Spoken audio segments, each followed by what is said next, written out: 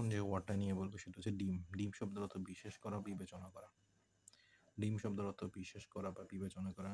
If something is deemed to have a particular quality or to do a particular thing, it is considered to have the quality or do that thing.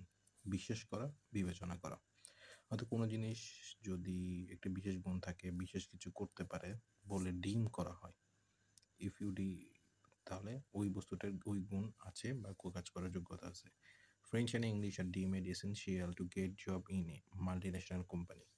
Mother deemed it unwise to lure the bear into the house by smearing honey on the front step.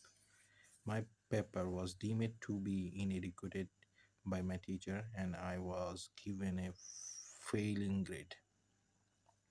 After taking but a single bite, Sarah deemed the meal to be delectable. Synonym হচ্ছে believe, regard, consider, to judge. ডিম শব্দের অর্থ বিশ্বাস করা, বিবেচনা করা। ডিম শব্দের অর্থ বিশ্বাস করা,